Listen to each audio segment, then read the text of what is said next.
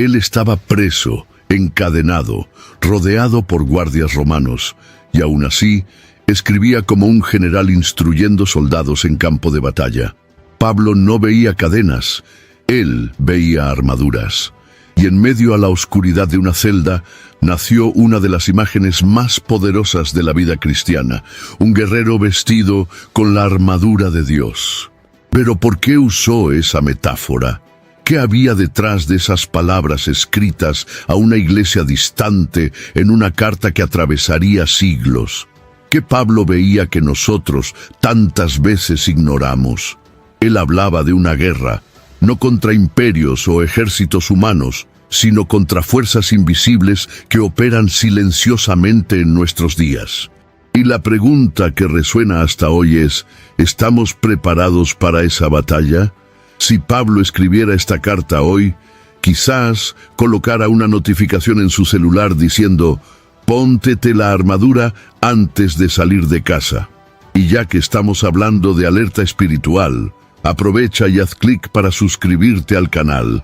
Aquí la verdad no llega en partes, sino entera como debe ser. La carta de Pablo a los Efesios, en su capítulo 6, versículo 11, nos confronta con una realidad muchas veces ignorada. Revístanse de toda la armadura de Dios, para que podáis estar firmes contra las astutas ciladas del diablo. Al escribir esto, el apóstol no estaba siendo metafórico. Él advertía sobre un tipo de conflicto que no se libra con espadas o lanzas, sino con resistencia espiritual, fe inquebrantable y discernimiento constante. Existe un campo de batalla que no se ve con los ojos naturales, donde el objetivo no es la conquista de territorio, sino la preservación del alma, de la fe y del propósito. Lo que está en juego es mucho más que una simple lucha contra dificultades comunes de la vida. Es el destino eterno, la integridad espiritual y la permanencia del cristiano en el camino de la verdad. Esta guerra invisible opera de forma silenciosa y sutil. Se insinúa en los pensamientos, en las emociones y en las decisiones cotidianas. Satanás no actúa siempre de forma escandalosa. Muchas veces se esconde detrás de apariencias de bien, ofreciendo atajos, justificaciones o incluso interpretaciones distorsionadas de la palabra. Sus ciladas son trampas montadas con inteligencia, pensadas para capturar a los distraídos, debilitar a los firmes y confundir a los inexpertos. Por eso, Pablo no solo sugiere, sino que ordena que nos revestimos con la armadura completa. Un soldado sin armadura está vulnerable. Un cristiano sin vigilancia está a merced del engaño. La importancia de reconocer la existencia de esta guerra es el primer paso para vencerla. Muchos viven como si todo fuera solo físico, como si los problemas de la vida pudieran ser resueltos con fuerza de voluntad o estrategias humanas. Pero el apóstol deja claro que nuestra lucha no es contra carne y sangre, sino contra fuerzas espirituales del mal. Esta declaración rompe cualquier ilusión de que estamos lidiando solo con personas difíciles o con circunstancias injustas. Se trata de un sistema espiritual de oposición, cuya actuación se extiende en varias esferas de la vida, en las relaciones, en las estructuras sociales, en la cultura y hasta incluso dentro de las iglesias. Al comprender esta realidad, se cambia la postura. No se trata más de sobrevivir emocionalmente a los desafíos, sino de enfrentarlos espiritualmente. Cada batalla enfrentada en oración, cada decisión tomada a la luz de las Escrituras, cada resistencia contra el pecado y la mentira, es una forma de combate. Y en este escenario, la victoria no depende de fuerza humana, sino de la total dependencia de Dios. Revestirse de la armadura divina es renunciar a la autosuficiencia y asumir una posición de guerrero bajo el mando del Señor de los ejércitos. En tiempos en que tantas voces compiten por nuestra atención y tantos caminos intentan presentarse como verdad, entender lo que está realmente en juego es urgente. Esta batalla espiritual es diaria, y no perdona a nadie. Ante esto, la invitación que Pablo hace no es solo para defenderse, sino para estar firme, inquebrantable, consciente, armado. Y es esta conciencia la que prepara el terreno para la comprensión profunda de cada pieza de la armadura de Dios. Pablo escribía a una comunidad que vivía bajo el dominio del Imperio Romano, y no por casualidad eligió la figura del soldado como ilustración. La imagen de un guerrero equipado era familiar para cualquier ciudadano de esa época. Pero más que aprovechar un símbolo popular, él revela una verdad espiritual detrás de la analogía. La vida cristiana exige preparación, resistencia y vigilancia constante. No es un caminar pacífico por campos floridos, sino un avance cauteloso por campos minados. La metáfora militar usada por Pablo es un llamado urgente para que los creyentes estén siempre alertas, como centinelas en medio de la noche. Este lenguaje es intencionadamente intenso. Cuando Pablo describe una armadura, nos recuerda que el cristiano no está en reposo, sino en misión. Y toda misión, por más divina que sea, atrae oposición. El reino de Dios avanza en medio de resistencia, y cada paso hacia la verdad provoca reacciones en el reino de las tinieblas. Por lo tanto, la vigilancia espiritual no es una opción para los más consagrados, sino una necesidad para todos los que profesan fe en Cristo. Dormir espiritualmente es exponerse al riesgo. Desestimar la gravedad del conflicto es andar desarmado en territorio hostil. Además, Pablo destaca que el enemigo no actúa de forma aleatoria. Habla sobre ciladas, trampas estratégicamente colocadas. Esto indica que hay un plan, una intención maligna detrás de las tentaciones, las pruebas y las desviaciones. Nada es por casualidad. El propósito del adversario es robar, matar y destruir, y trabaja con paciencia y astucia. Por eso, la vigilancia debe ser continua. Un soldado en guerra no baja la guardia solo porque el enemigo no aparece por algunas horas. De la misma manera, el cristiano no puede vivir confiando solo en experiencias pasadas o momentos esporádicos de fervor espiritual. La vigilancia mencionada por Pablo también implica discernimiento. No basta con estar alerta, es necesario saber qué observar. Muchos se ocupan de guerras secundarias, distraídos por debates superficiales, mientras el verdadero enemigo avanza en áreas vitales como la fe, la santidad, la unidad y la verdad. Es por eso que la armadura comienza con la verdad, pasa por la justicia y culmina con la espada del Espíritu. Cada elemento exige un posicionamiento consciente y una vigilancia refinada, como la de un centinela que conoce los sonidos del campo de batalla. El llamado de Pablo es directo e innegociable. Despierten, estén listos, revestidos, firmes. No usa tonos suaves o palabras neutras. Su urgencia es la de quien ve el peligro acercándose y clama por alerta. Y esta urgencia resuena hasta hoy, en una generación distraída, muchas veces más involucrada con apariencia que con esencia. Solo quien comprende el peso de la batalla espiritual puede responder con la vigilancia que el tiempo exige. Cuando Pablo dice, revestíos de toda la armadura de Dios, él no está solo sugiriendo un acto simbólico o religioso. El verbo revestirse implica intencionalidad, preparación y compromiso. Nadie viste una armadura por casualidad, ni la usa de forma parcial. Se trata de una decisión consciente, movida por una comprensión clara del ambiente hostil en el que se vive. Y más que protegerse, vestir esa armadura significa alinearse con los propósitos del reino, asumiendo una postura activa en el cumplimiento de la voluntad de Dios. Cada pieza de la armadura descrita en Efesios, capítulo 6, lleva un significado profundo. No son solo instrumentos de defensa, sino reflejos de realidades espirituales que moldean el carácter y la conducta del cristiano. El cinto de la verdad, por ejemplo, no es un simple accesorio. Simboliza integridad, coherencia y firmeza doctrinal. La coraza de la justicia protege el corazón, no con méritos humanos, sino con la justicia de Cristo imputada a aquellos que creen. Ya los calzados del Evangelio de la Paz indican prontitud para llevar el mensaje que reconcilia y transforma. Vestirse con esa armadura es, por tanto, un acto de fe y de obediencia.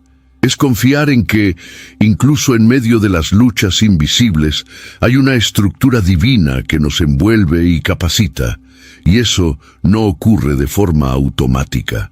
Muchos esperan protección espiritual sin compromiso real con la verdad, la justicia o la oración. Pero la armadura no funciona como un amuleto. Exige relación con Dios, sensibilidad al Espíritu y práctica constante de la palabra. Solo así cumple su propósito de mantenernos firmes. Este revestimiento también comunica identidad. Un soldado es reconocido por su armadura. De la misma forma, el cristiano es identificado por su conducta espiritual. El mundo y los poderes espirituales perciben quién está o no protegido.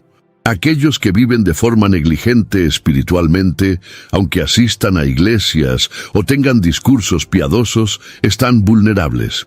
Pero quien se viste de la armadura con propósito se convierte en una amenaza real al reino de las tinieblas, ya que vive de forma alineada con los cielos.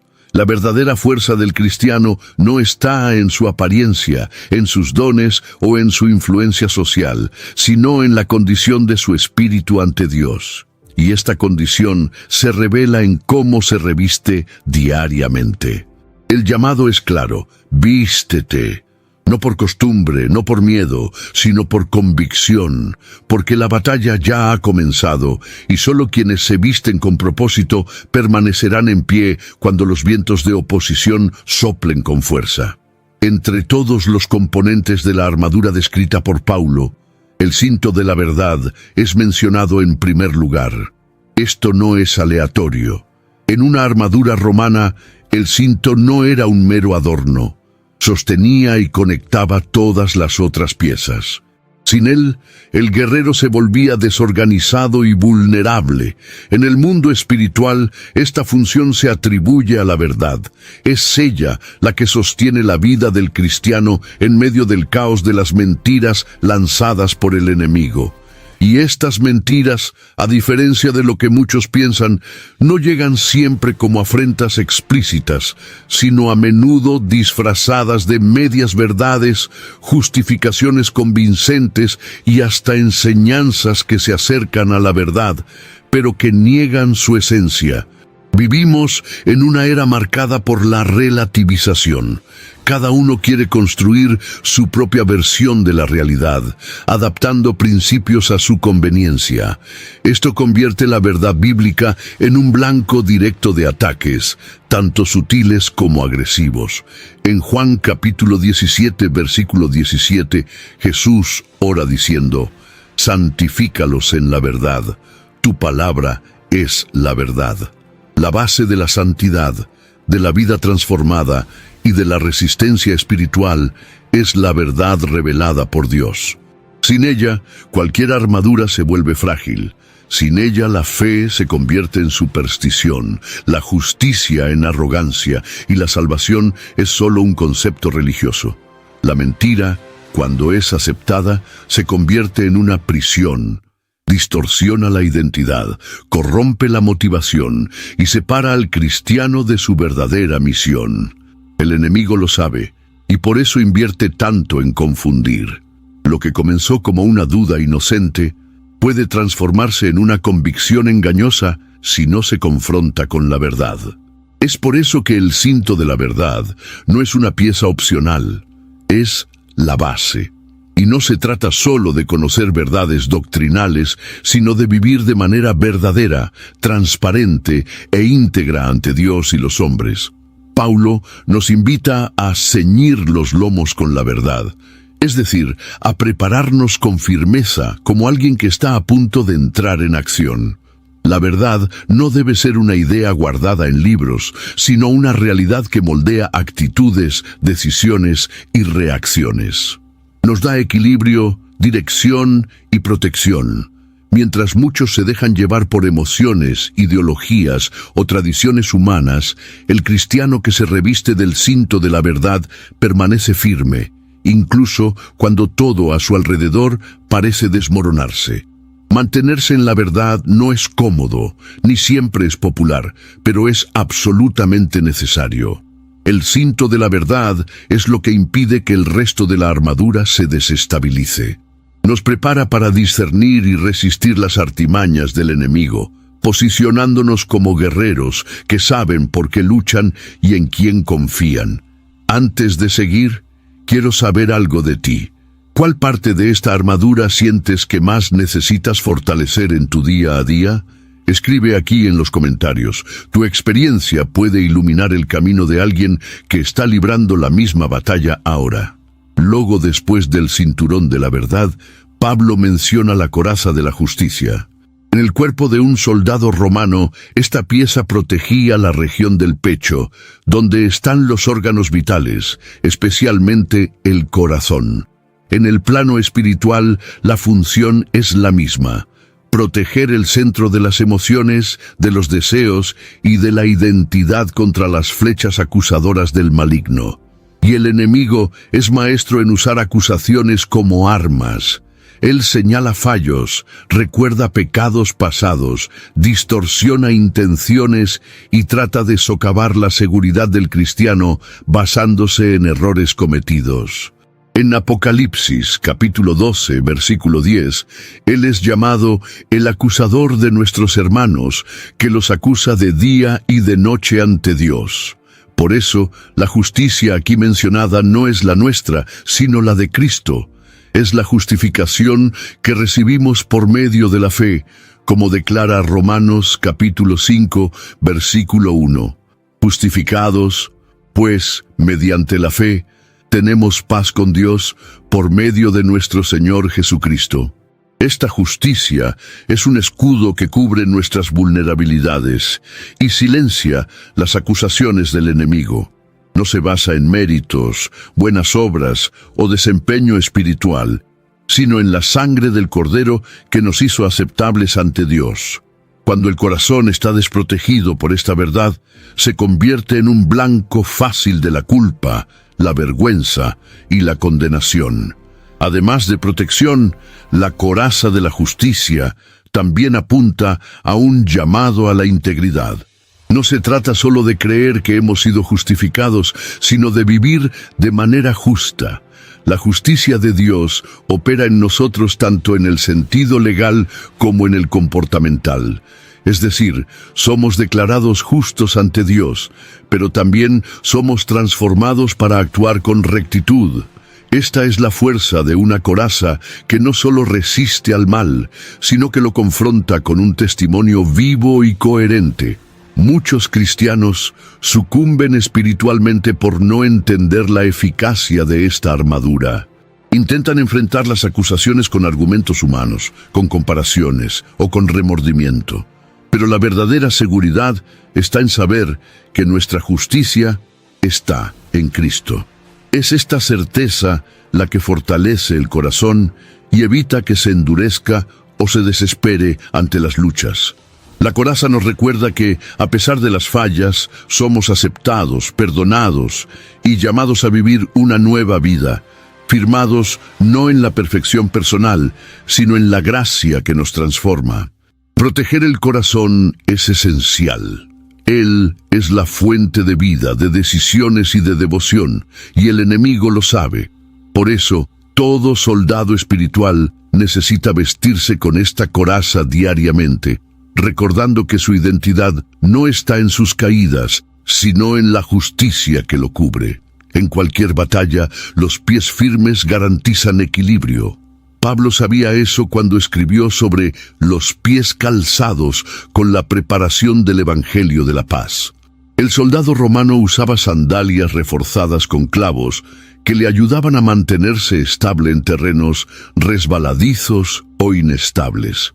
Espiritualmente, esta estabilidad viene de la paz que nace del Evangelio, no una paz pasiva, sino una paz activa, capaz de resistir la presión y avanzar incluso bajo oposición.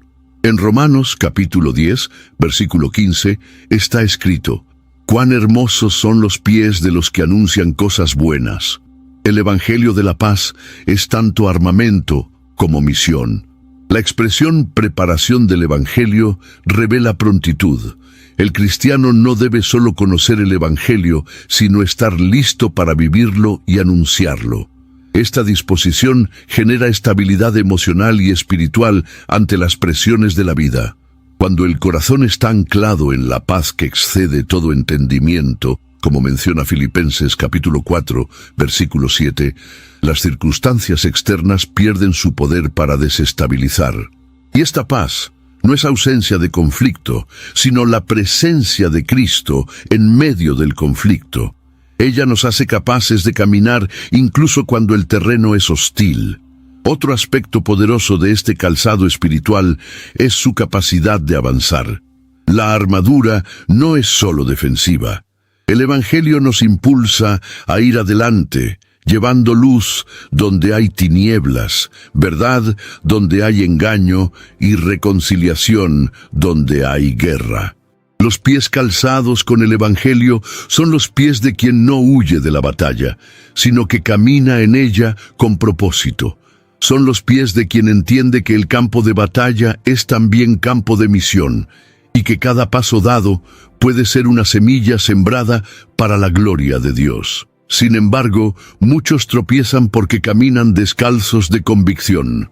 Intentan avanzar sin paz interior, sin claridad de propósito y sin seguridad en el mensaje que llevan. El resultado es un cansancio espiritual que les impide seguir adelante. Los calzados del Evangelio de la paz protegen contra eso. Ofrecen resistencia en las subidas, ligereza en las bajadas y firmeza en las curvas. Más que una protección, son una declaración. Estamos listos para llevar la paz donde aún no ha llegado. Estar calzado con el Evangelio de la paz es vivir en constante prontitud, con los pies firmes en la verdad y el corazón dispuesto a avanzar. Es entender que incluso en medio de las batallas hay una paz que no puede ser robada, una paz que sostiene, dirige y testifica. En medio de las descripciones de la armadura espiritual, Pablo inserta una advertencia clara: tomando sobre todo el escudo de la fe, con el cual podréis apagar todos los dardos inflamados del maligno. La imagen del escudo no solo complementa la armadura, sino que destaca una defensa activa y abarcadora. A diferencia de otras piezas que protegen partes específicas del cuerpo, el escudo de la fe cubre según la necesidad. Se mueve con el guerrero, adaptándose al ataque, siendo capaz de proteger desde todos los lados, siempre que sea manejado con firmeza. Los dardos inflamados del maligno son variados. Asumen formas de pensamientos destructivos, acusaciones, dudas, tentaciones y muchas veces miedos paralizantes.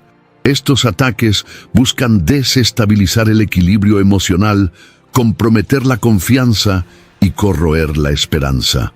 La fe, en este contexto, no es solo una creencia intelectual, sino una confianza práctica en Dios.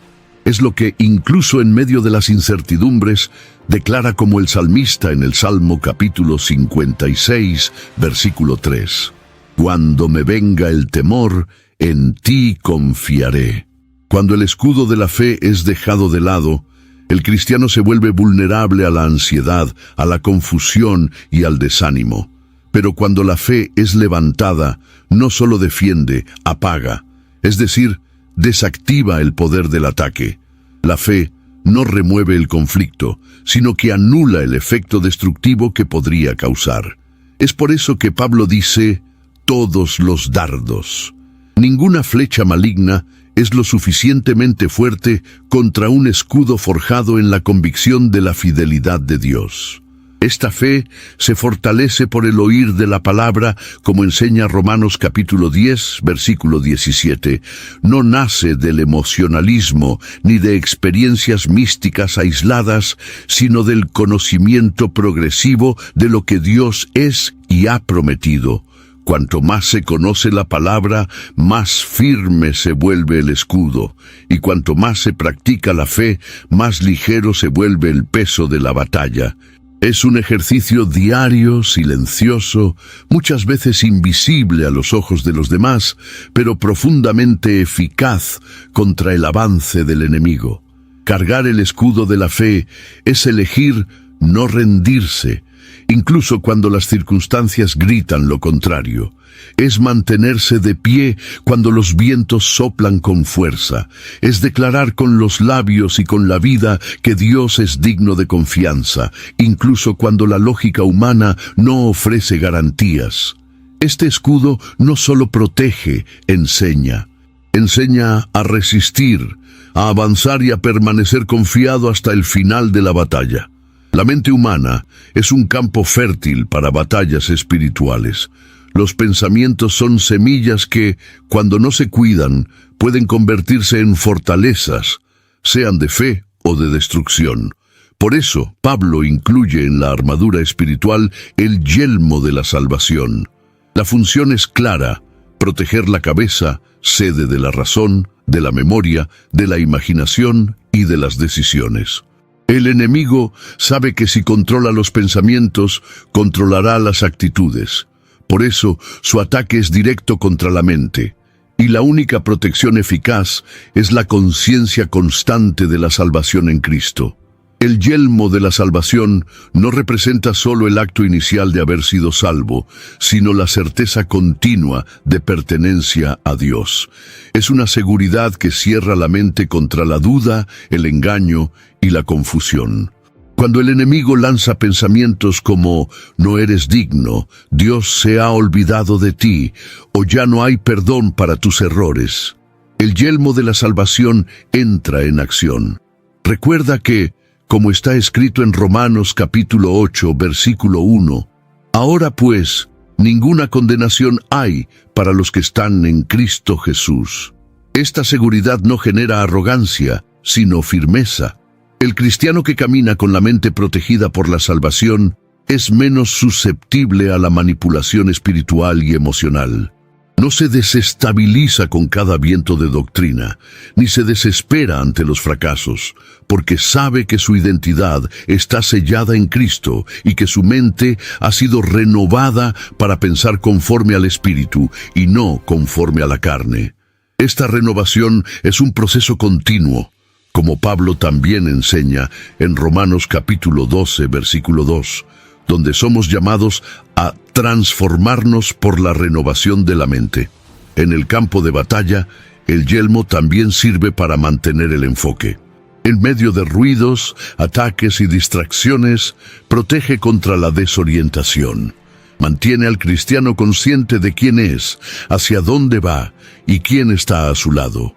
La salvación no es solo una promesa futura, sino una realidad presente que influye en decisiones, posicionamientos y pensamientos. Proteger la mente es preservar la claridad espiritual. Es impedir que pensamientos corrosivos ganen espacio. El yelmo de la salvación es un recordatorio constante de que incluso cuando todo parece perdido, hay un Dios que salvó, salva y continuará salvando. Y esta verdad, cuando bien firmada, convierte la mente en un terreno fértil para la paz, la sabiduría y la dirección divina. De entre todos los elementos de la armadura, la espada del Espíritu es el único que también sirve para el ataque. Es el arma ofensiva, la que posibilita el avance y el enfrentamiento directo con las tinieblas. Pablo no deja espacio para dudas al explicar que esta espada es la palabra de Dios, no ideas humanas, no tradiciones religiosas, sino la verdad revelada en las Escrituras, viva y eficaz, como se describe en Hebreos capítulo 4, versículo 12. Porque la palabra de Dios es viva y eficaz. y más cortante que cualquier espada de dos filos. Esta espada no es común. Ella penetra donde ninguna otra puede alcanzar, en los pensamientos, en las intenciones del corazón, en las raíces del alma. Cuando se usa correctamente, deshace sofismas, rompe argumentos falsos y revela motivaciones ocultas.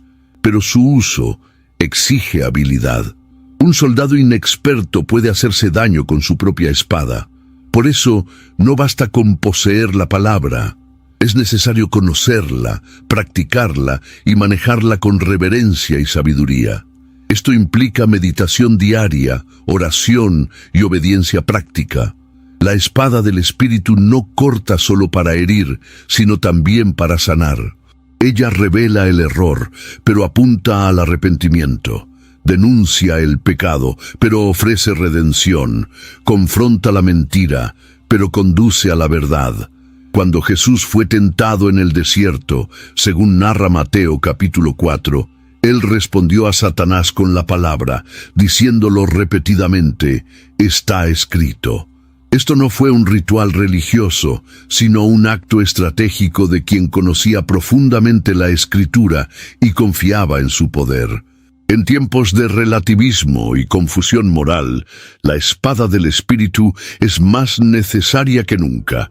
Separa la luz de las tinieblas, lo correcto de lo incorrecto, la fe del engaño. El cristiano que renuncia a la palabra se vuelve vulnerable, desarmado y fácilmente manipulado. Pero aquel que la empuña con fe y reverencia se convierte en una amenaza al reino de las tinieblas, porque lleva en sus manos la verdad absoluta. La espada no fue hecha para ser exhibida, sino para ser utilizada. En oración, en confrontación espiritual, en enseñanza, en testimonio, cada vez que un versículo es recordado, declarado o vivido, la espada es levantada. Y donde ella entra, la oscuridad retrocede, porque no es una espada cualquiera, es la propia voz de Dios en acción. Poco después de describir cada pieza de la armadura espiritual, Pablo concluye su instrucción con una convocatoria que ata toda la estructura. Con toda oración y súplica, orando en todo tiempo en el Espíritu. Efesios capítulo 6, versículo 18. No presenta la oración como una pieza adicional de la armadura, sino como el aliento vital que da sentido y fuerza al guerrero espiritual. Sin oración, toda armadura se debilita. La oración no es un adorno devocional. Es la línea de comunicación directa con el comandante de la guerra. Es a través de la oración que el cristiano recibe discernimiento sobre los ataques, dirección para cada decisión y fuerza para continuar incluso cuando sus fuerzas humanas fallan. La batalla espiritual no se gana con argumentos o estrategias naturales, sino con rodillas dobladas y corazones quebrantados. En Santiago capítulo 5, versículo 16, está escrito: mucho puede, por su eficacia, la súplica del justo. Hay poder real, invisible, pero eficaz, en la oración de quien permanece conectado al cielo.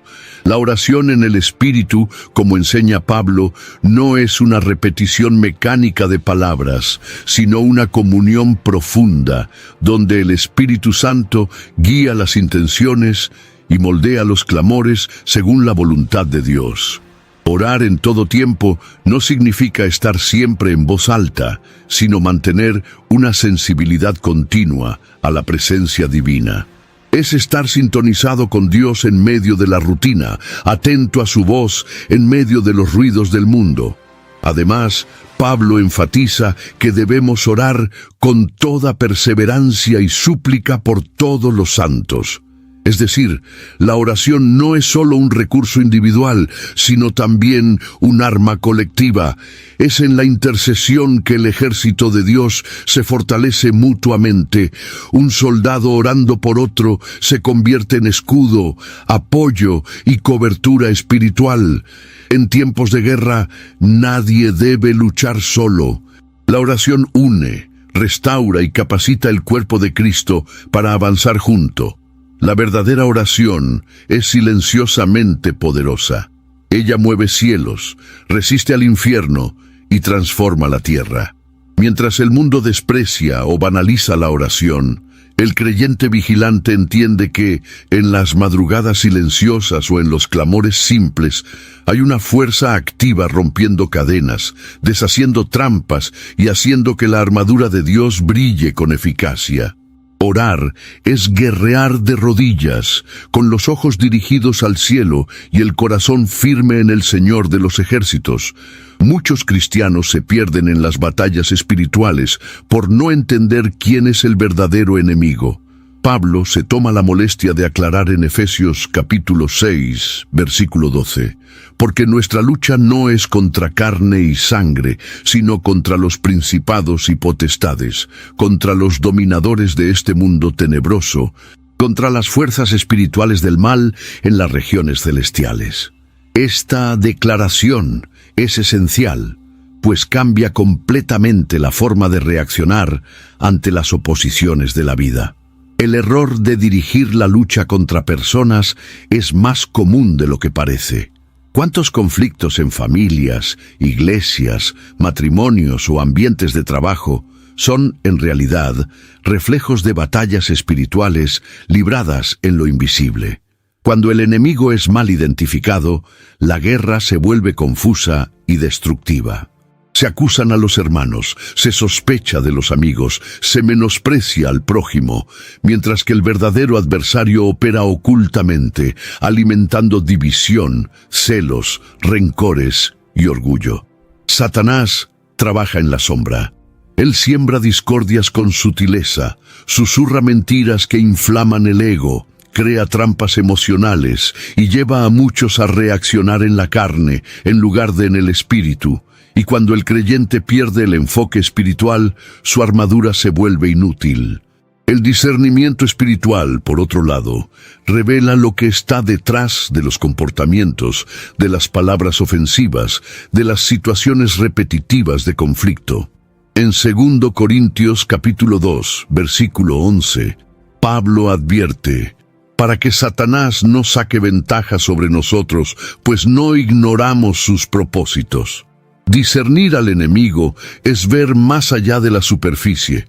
Es entender que el problema puede ser mayor de lo que parece.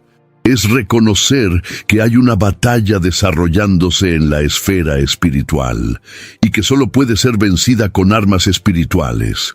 También es aprender a reaccionar con gracia, perdón y autoridad, y no con resentimiento, descontrol o represalias. Este discernimiento nace de la intimidad con Dios, del estudio de la palabra y de la vida en el Espíritu. Cuando el cristiano comprende contra quién realmente lucha, no se cansa con batallas inútiles, ni se frustra con la resistencia humana. Se posiciona en oración, resiste al mal con firmeza y mantiene la paz con los hombres.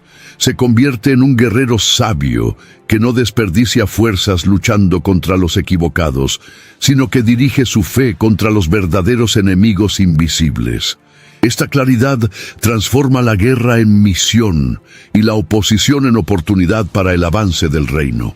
Entre todas las áreas donde el enemigo busca ejercer influencia, ninguna es tan estratégica como la mente. Allí se forman los pensamientos, se construyen las creencias, se alimentan los miedos y se cultivan las esperanzas. El campo de batalla de la mente es silencioso, pero decisivo. Pablo ya advertía sobre esto en 2 Corintios capítulo 10, versículos 4 y 5, al afirmar que las armas de nuestra milicia no son carnales, sino poderosas en Dios para destruir fortalezas, anulando razonamientos y toda altivez que se levanta contra el conocimiento de Dios, y llevando cautivo todo pensamiento a la obediencia de Cristo. Los pensamientos no son neutros, tienen el poder de edificar o destruir. Un pensamiento no confrontado puede transformarse en un sentimiento que después se convierte en una decisión y, por último, en un estilo de vida. El enemigo sabe esto y trabaja incansablemente para sembrar ideas que generan duda, miedo, orgullo envidia o derrota. Muchas veces, el cristiano no está siendo atacado en las circunstancias externas, sino en su propia mente, a través de pensamientos que lo alejan de la verdad de Dios. Proteger la mente es más que evitar pensamientos negativos. Es renovar el pensamiento con la verdad bíblica. Es sustituir mentiras por promesas, condenación por gracia, ansiedad por confianza. Es un proceso activo que exige vigilancia y disciplina. Romanos capítulo 12, versículo 2, ya nos enseña a no conformarnos con este siglo, sino a ser transformados por la renovación de la mente. Esta transformación no ocurre de forma automática, sino que exige una exposición constante a la palabra y al Espíritu. Además, la mente debe ser sometida a la autoridad de Cristo. Pensamientos independientes, por más bonitos o populares que parezcan, se vuelven peligrosos cuando no están alineados con la voluntad de Dios. Toda idea que exalta el ego, justifica el pecado o relativiza la verdad, necesita ser llevada cautiva. Es un combate interno, muchas veces silencioso, pero esencial para la salud espiritual. El cristiano debe aprender a pensar como Cristo piensa, desear lo que Él desea y rechazar aquello que no viene de Él. La victoria espiritual comienza con pensamientos redimidos. Cuando la mente está fortalecida en la verdad, el corazón se llena de fe. Las palabras se convierten en fuente de vida y las decisiones caminan hacia el propósito. La mente es el campo donde todo comienza. Y es allí donde, día tras día, la guerra debe ser ganada. Mientras muchas batallas espirituales se libran contra fuerzas externas, hay una lucha silenciosa que ocurre dentro de cada cristiano, la batalla contra la carne. Pablo reconoció esta tensión en su propia vida, diciendo en Romanos capítulo 7, versículo 19, «Porque no hago el bien que prefiero, sino el mal que no quiero. Ese hago». Esta guerra interior es diaria y compleja. No ocurre en las calles ni en los altares, sino en lo íntimo del corazón, donde deseos conflictivos disputan el control. El mayor enemigo, muchas veces, no es el diablo con sus trampas, sino el propio yo, con sus voluntades, pasiones desordenadas, ego herido y orgullo enmascarado de religiosidad. La carne es obstinada, busca gratificación inmediata y se opone a la sumisión al Espíritu. Gálatas, capítulo 5, versículo 17 nos alerta, «Porque la carne milita contra el Espíritu, y el Espíritu contra la carne, porque son opuestos entre sí, para que no hagáis lo que por ventura sea de vuestro querer». Esta oposición interna no puede ser ignorada. Es una guerra constante entre vivir para sí o vivir para Dios. La armadura de Dios, por más poderosa que sea, no sustituye el deber de crucificar la carne. Esta es una responsabilidad que recae sobre cada creyente.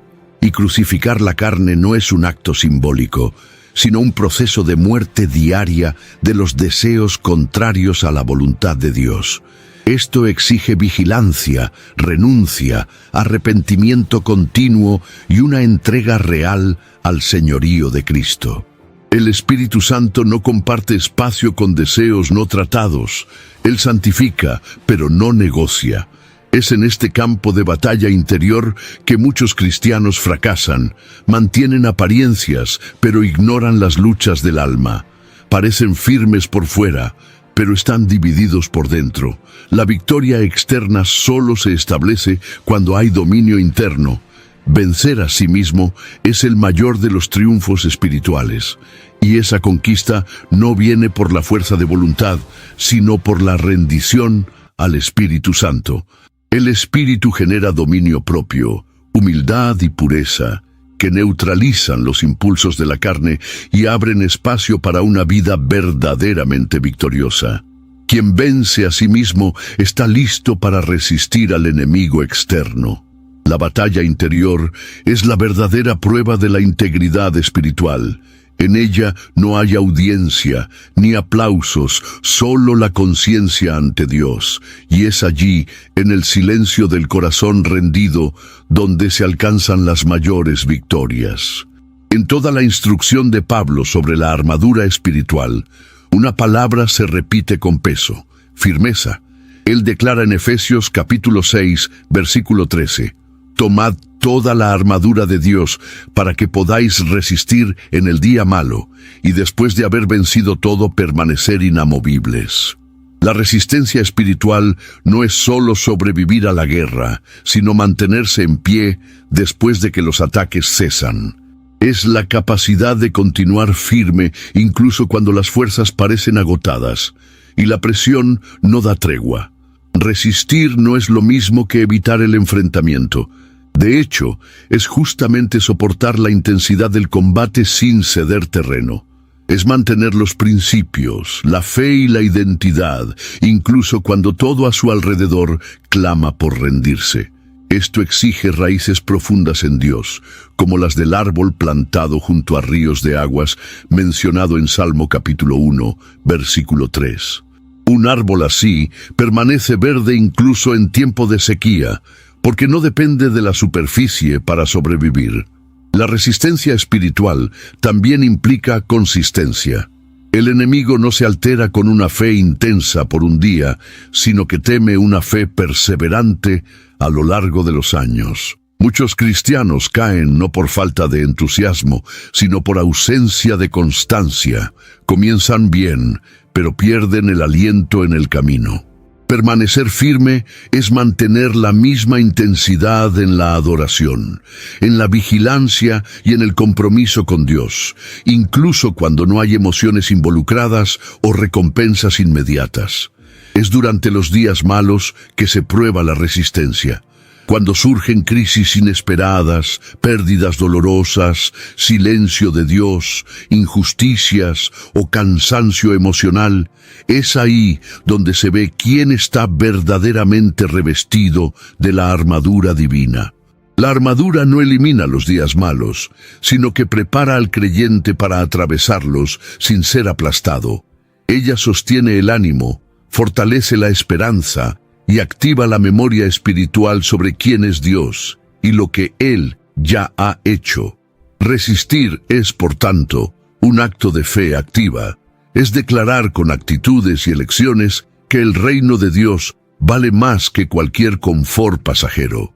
Es saber que, después de soportar todo, permanece una herencia guardada. La resistencia espiritual moldea guerreros que no solo vencen batallas, sino que perseveran hasta el final de la guerra. Son estos quienes oirán del Señor: «Bien está, siervo bueno y fiel». Mateo capítulo 25, versículo 21. La armadura descrita por Pablo es personal, pero el contexto es colectivo. Ningún soldado va a la guerra solo. El ejército de Dios está formado por hermanos y hermanas, llamados a luchar juntos, hombro con hombro, sosteniéndose unos a otros en oración, amor y servicio. En Filipenses capítulo 1, versículo 27, Pablo exhorta: «Permaneced firmes en un solo espíritu, como una sola alma, luchando juntos por la fe del Evangelio».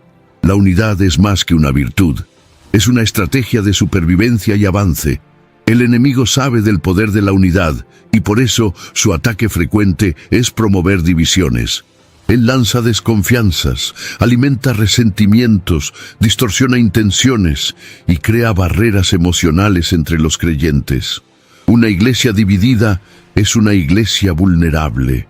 Un ejército desunido pierde fuerza antes de entrar en el campo de batalla. La Biblia nos muestra que donde hay unidad, allí el Señor ordena la bendición. Salmo capítulo 133, versículo 3. Y donde hay bendición, hay victoria. La unidad en la batalla espiritual no significa ausencia de diferencias, sino presencia de amor que supera las diferencias. Significa poner el reino por encima de las opiniones, preferencias o heridas personales. Cuando los creyentes se cubren mutuamente en oración, se perdonan, se edifican y se ayudan, el enemigo pierde espacio. La fuerza de un soldado aumenta cuando sabe que no está solo, y el ánimo de un hermano puede ser el combustible que otro necesita para continuar luchando. Jesús oró por la unidad de sus discípulos antes de enfrentar la cruz, como se registra en Juan, capítulo 17, versículo 21. Él sabía que la eficacia de la misión estaba directamente ligada a la comunión de aquellos que la llevarían adelante. La iglesia primitiva superó enormes desafíos porque perseveraban unánimes en oración y vivían en comunión. La unidad espiritual no es fruto de eventos sociales, sino de corazones quebrantados ante Dios. El ejército de Dios es más fuerte cuando lucha unido. Cuando uno cae, el otro tiende la mano. Cuando uno se cansa, el otro sostiene. Cuando uno vence, todos se alegran. Esa es la belleza del cuerpo de Cristo. Diferentes miembros, un solo propósito. Y cuando hay unidad en la batalla, la victoria deja de ser solo personal y se convierte en una celebración colectiva del reino. Aunque Pablo no menciona directamente el Espíritu Santo como una pieza de la armadura, toda la armadura es activada y sostenida por la presencia de Él. Cada elemento, verdad, justicia, fe, salvación, palabra y oración, solo se vuelve eficaz cuando el Espíritu opera en el interior del cristiano.